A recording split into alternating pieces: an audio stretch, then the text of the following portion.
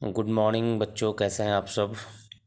मैं उपेंद्र कुमार, विद्यालय अध्यापक 11-12 मैथमेटिक्स का शिक्षक हूँ।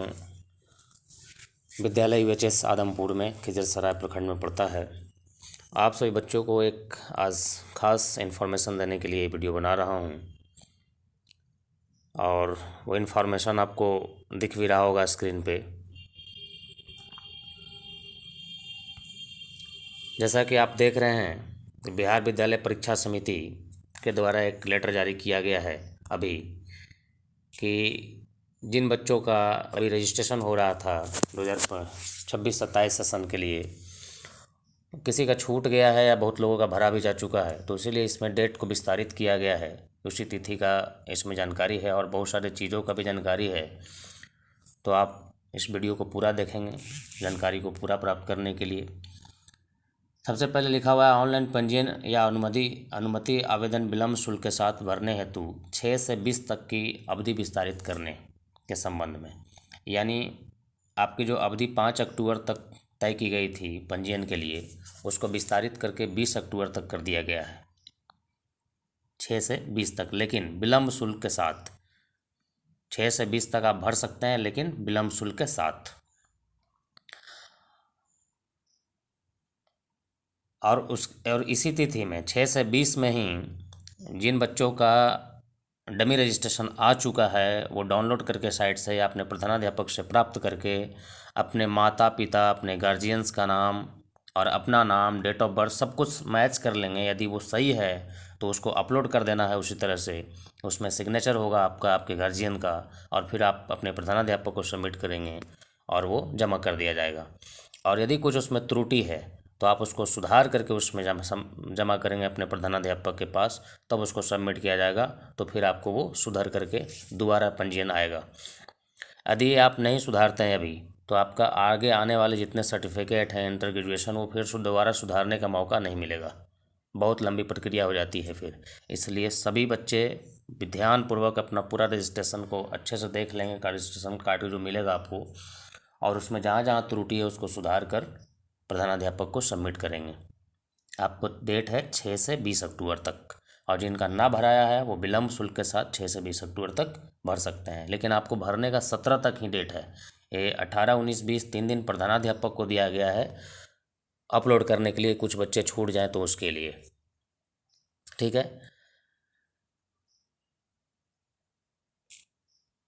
आगे हम लोग वीडियो में देखते हैं कि निर्धारित शुल्क जमा करने एवं पंजीयन अनुमति अनुमोदन करने के संबंध में। देखिए, इसमें लिखा हुआ है 6 से 17 तक, मात्र 6 से 17 तक ही आपको डेट दिया गया है। और 6 से 20 तक की जो अवधि दी गई है, वो जिनको मिल चुका है डमी रजिस्ट्रेशन या जिनको न मिला है तो अभी भरेंगे 6 से 20 में विलम्ब शुल्क के साथ, तो उनको भी मिलेगा। और इसी अवधि में अपलोड भी कर देना है सारा कुछ अपना मिलाने के बाद। पंजीयन, तीसरा पॉइंट है पंजीयन अनुमति आवेदन वैध एवं परिशुद्ध तरीके से भरने के संबंध में। ये तरीका लिखा हुआ है कि किस तरीके से आप उसको शुद्ध शुद्ध भर सकते हैं। तो आप 3.1, 3.2, 3.3 और 3.4 कॉलम को ढंग से पढ़ लीजिएगा। उसके बाद 4 नंबर पॉइंट में है अपार आईडी और आधार नंबर अंकित करने के संबंध में। उसमें आपको कॉलम आएगा, कॉलम नंबर 4, जो आपको फॉर्म दिया जाएगा उसमें। तो कॉलम नंबर 4 में आपको अपार आईडी भरना है, कि कॉलम नंबर 4 में अपार आईडी भरना है। और एक कॉलम नंबर 17 आएगा, उस कॉलम नंबर 17 में आपको आधार कार्ड अपना डालना है। यदि आधार नंबर नहीं है तो कॉलम नंबर 18 में आपको घोषणा पत्र देना पड़ेगा, ठीक है, आधार के संबंधित। और एक 5वां नंबर सबसे इम्पॉर्टेंट पॉइंट है आप लोगों के लिए, अब ध्यान से देखिएगा। ये ऐच्छिक विषय के संबंध में, ये व्यावसायिक शिक्षा को बढ़ावा देने के लिए है। जिन बच्चों को 5 विषय तो आपका अनिवार्य विषय हैं ही, Hindi, English, mathematics, social science और साइंस, ये 5 से आपके रिजल्ट तय होते हैं। 500 पेपर का, 500 नंबर का ये पेपर होता है, 100 नंबर का। और उसमें एक इंग्लिश है जो कि एडिशनल पेपर होता है, वो अनिवार्य नहीं है। उसी तरह से एक ऐच्छिक विषय आपको और दिया गया है, आप चाहें तो ले सकते हैं। व्यावसायिक शिक्षा को बढ़ावा देने के लिए कोर्स सरकार ने चालू किया है, शिक्षा विभाग ने, जिसमें देखिए कोर्स क्या क्या है। तो सिक्योरिटी का कोर्स है, सुरक्षा का। फिर ब्यूटिशियन का कोर्स है, टूरिज्म का कोर्स है, ऑटोमोबाइल, रिटेल मैनेजमेंट्स, उसके बाद electronics and hardwares, beauty and wellness, telecom, या आईटी सेक्टर्स में जिसको जहाँ काम करना हो उसके लिए या 8वें विषय के रूप में शामिल किया गया है।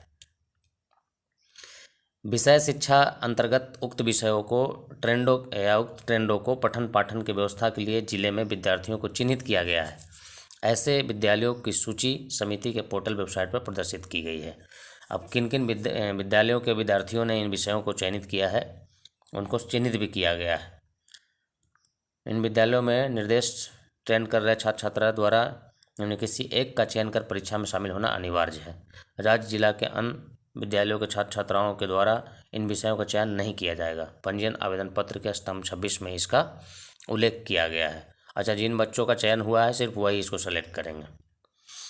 आइए 6ठा नंबर पॉइंट पे आते हैं। पंजीयन अनुमति आवेदन भरने हेतु निर्देश का अनुपालन करने के संबंध में। अब वो पंजीयन जो आप भर रहे हैं उसमें कुछ निर्देश दिया गया विभाग की तरफ से, उसको अनुपालन करना है आपको।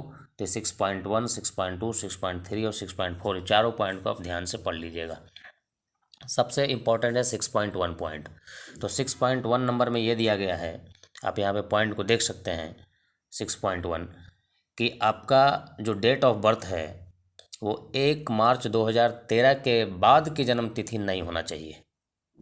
ठीक है, 1 मार्च 2013 के बाद। यदि 1 मार्च 2013 के बाद आपका जन्मदिन है तो इसका मतलब आप परीक्षा में शामिल होते समय आपकी उम्र 14 वर्ष नहीं पूरी होगी, और 14 वर्ष परीक्षा में सम्मिलित होने के लिए एज का होना बहुत ज़रूरी है। ठीक है, ये बिहार बोर्ड की तरफ से सख्त निर्देश है। देखिए 14 वर्ष होनी चाहिए। दूसरा पॉइंट है कि ऐसे कई मामले आए हैं जिसमें छात्र छात्राओं के द्वारा अपनी आयु कम करके और पंजीयन में भरा जाता है और प्रधानाध्यापकों द्वारा इसकी अनदेखी की जाती है। तो सही जन्म तिथि अंकित रहने पर मेडिकल जांच कराने की बाध्यता होती है एवं परीक्षा पर लंबित रखा जाता है। ऐसे मामले प्रमाणित होने पर संबंधित विद्यालय के प्रधान भी जिम्मेवार होंगे, यानी प्रधानाध्यापक की भी जिम्मेवारी है कि इसके विरुद्ध विधि सम्मत यानी अच्छी तरह से जांच करके उसके जन्म तिथि को भरा जाए, नहीं तो आपके विरुद्ध विधि सम्मत कार्रवाई भी की जा सकती है। जन्म तिथि, निवास स्थान आश्वस्त होने के उपरांत ही ऑनलाइन पंजीयन को प्रविष्टि दर्ज करना है। 6.3 पॉइंट में है, स्वतंत्र छात्र छात्राओं के मामले में विद्यालय प्रधान सुनिश्चित करेंगे कि बिहार विद्यालय परीक्षा समिति की नियमावली 1964 के अध्याय 4 की धारा 3 के अंतर्गत स्वतंत्र छात्र या छात्रा की पात्रता के संबंध में दी गई शर्तें के आलोक में बिहार राज्य का निवासी होने के संबंधी प्रमाण पत्र, क्षेत्र के मुखिया सरपंच द्वारा दिए गए अच्छे आचरण का प्रमाण पत्र एवं प्रथम कार्यपालक दंडाधिकारी से प्राप्त आयु संबंधी शपथ पत्र एवं आयु के संबंध में अन्य साक्ष्य या प्रमाण पत्र समेकित विवरणी के साथ संलग्न किया गया है। समझ गए?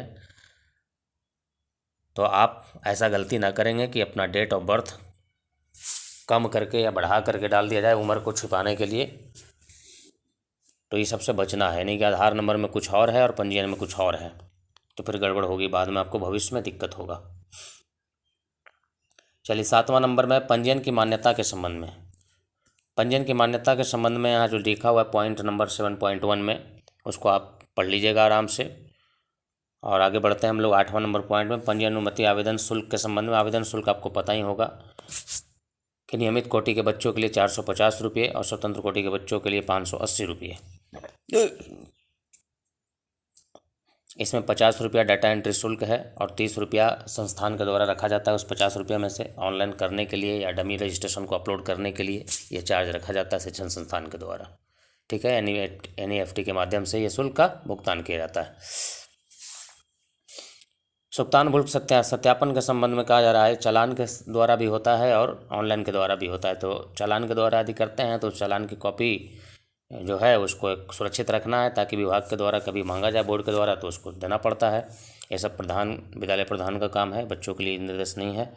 और ऑनलाइन भुगतान भी करते हैं तो उसका प्रिंट निकाल करके भविष्य में सुरक्षित रख सकते हैं, क्योंकि बोर्ड के समक्ष देना पड़ सकता है कभी। ई चालान ऑनलाइन या NEFT के माध्यम के संबंध में, तो ये आप लोग के लिए नहीं है, ये विद्यालय के लिए निर्देश है।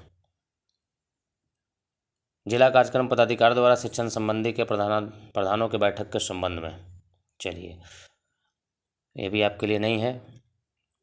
कैसे लॉगिन करना है, कैसे उसको अपलोड करना है, भरने का ये पूरा डिटेल्स दिया हुआ है 13.2 नंबर पॉइंट्स में। पंजीयन आवेदन फॉर्म कैसे भरें, तो ये पूरा ऑनलाइन का तरीका दिया हुआ है और लॉग आउट करने तक। फिर ऑनलाइन आवेदन भरने से सूचकांकों कागजातों के संबंध में, अब इसमें कागजातों के संबंध में दिया हुआ जैसे ईमेल आईडी, आधार नंबर या मोबाइल नंबर यदि आपके पास है तो सही भरें। ऐसे इसकी बाध्यता नहीं है, ये मैंडेटरी नहीं है, लेकिन यदि है तो ज़रूर भरना चाहिए और सही भरना चाहिए। और रंगीन फ़ोटो और आपका हस्ताक्षर शुद्ध हो, कितने केबी में होना चाहिए, कैसे अपलोड होगा, ये सब ऑनलाइन करने वाले के लिए है।